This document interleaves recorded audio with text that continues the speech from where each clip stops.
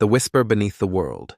Beneath the cradle of our waking world, beneath the soil and bone and dust of empires long undone, there are whispers that echo through the eons. Not echoes of words, but of presence. Forgotten monuments, weathered giants of stone, places that should not be yet are. We invite you now not simply to watch but to descend, not merely to hear but to remember. This is no ordinary tale. This is a map of riddles etched in obsidian, drowned in desert silence, sealed beneath frost and time. For there are places that confound the laws we know, ruins with no builders, sculptures untouched by chisel, stone aligned with stars long dead, and truths that vanish as swiftly as they're glimpsed. If you find yourself stirred, gripped by a sensation that something old watches back from the void, stay. These stories are yours now. Come closer, and do not blink. 1. The Gate of the Sun, Tiwanaku, Bolivia. A doorway to nowhere, cut for the stars.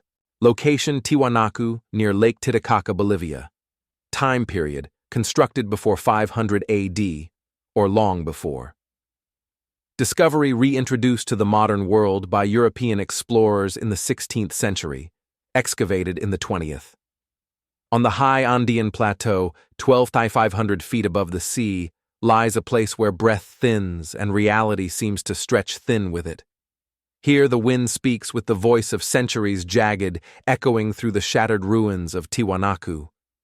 And in its heart stands the Gate of the Sun, a single slab of andesite stone, some 10 feet tall and intricately carved, with a doorway that opens to nothing. To stand before it is to feel as if it was never meant for human eyes. It is solemn. It is watching. It is waiting.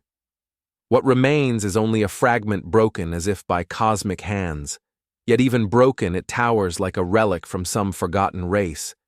Etched into its surface is the staff god, a deity with rays for hair, flanked by winged figures whose eyes see beyond this world. The symbols, unreadable. The purpose, unknown. The stone itself weighs over 10 tons. No quarry nearby matches its composition. No one knows how it arrived here, cut, lifted, placed, and aligned so precisely that the solstices pass directly through the opening.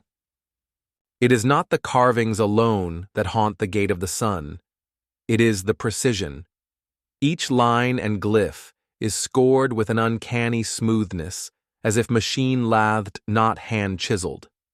The sun's rays pass through the portal, with astral regularity suggesting an astronomical function lost to time. Some believe the entire complex of Tiwanaku once served as a celestial calendar mapping stars and seasons with an exactitude rivaling modern instruments. And yet, there are deeper dissonances. Carbon dating of surrounding settlements places their height around 500 to 1000 AD, but the erosion on the gate suggests far greater age, possibly 10,000 to 15,000 years old. Geological studies note wear that would take millennia to manifest under normal conditions. Even more baffling, the city was built without the wheel, without mortar, without writing as we know it.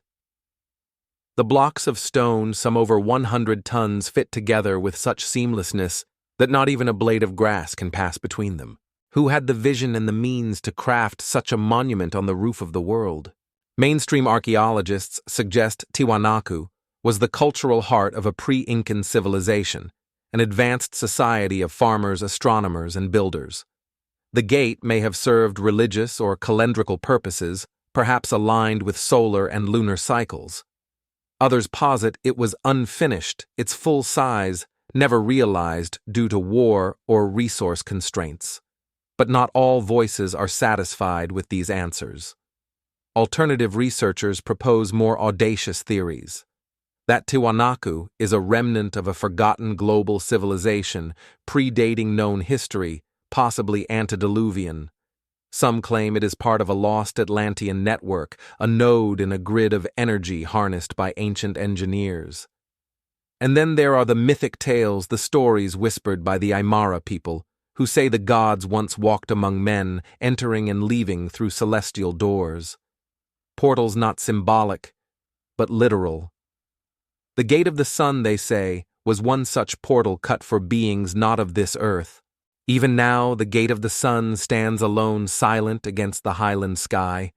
Tourists pass it by, scholars debate its age, locals leave offerings, but no one knows who built it, no one knows why, and no one knows what, if anything, once stepped through. Its secret lies not only in the stone, but in the space within the doorway itself, a space that opens into nothing, yet seems to echo with everything. A door, a god, a question. It watches still. 2. Nan Madol, the city that floats on the sea, the lost Venice of the Pacific, built on black stone. Location: Pohnpei Island, Federated States of Micronesia.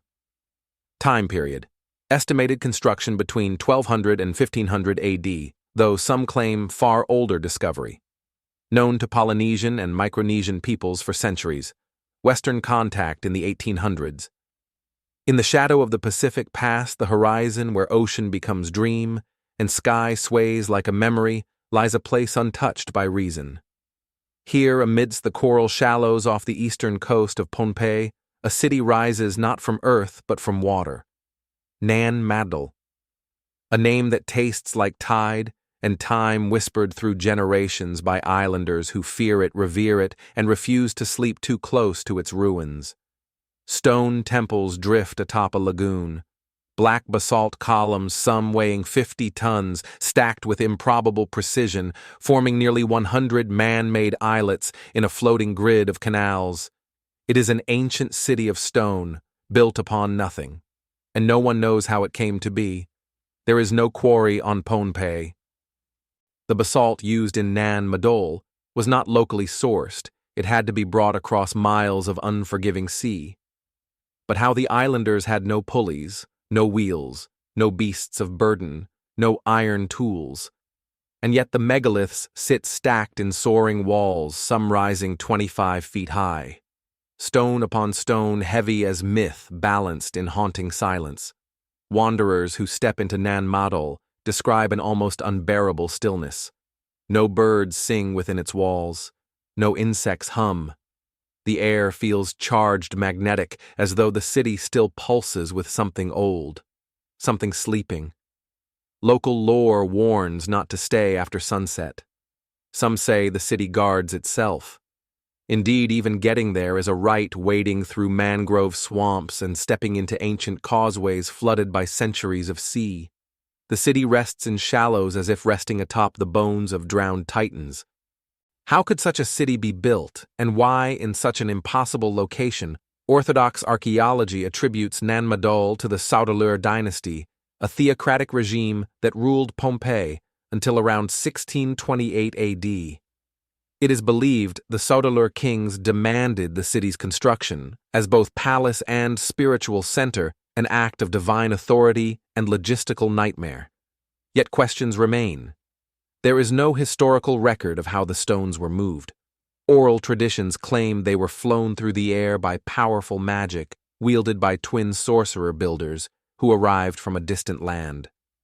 The locals call them Olosopa and Olasipa figures, said to have called down the basalt from the mountains with a staff of wind. Other accounts speak of levitation, a word that turns archaeological theory to ash. Ancient astronaut theorists, seizing upon the magnetism of the site and the strangeness of the materials, suggest Nan Madol was not merely ceremonial, but an energy node, a power grid of crystalline basalt connected to planetary ley lines. More fringe interpretations propose it was part of Mu, the hypothetical sunken continent of the Pacific, a lost cradle of civilization obliterated by flood and fire. Today, Nan Madol lies half-sunken and largely forgotten, patrolled only by curious fish and the occasional brave soul who dares wander its flooded halls. The jungle encroaches, trying to reclaim what the sea has not already devoured. It is a city without foundations, a riddle without memory, a legacy of labor that should not have been possible. No tool marks, no burial sites, no origin story that satisfies, a floating necropolis that drifts not only on the sea, but in the very waters of the unknown. Its basalt towers half-drowned point not to heaven, but to a truth submerged. Waiting,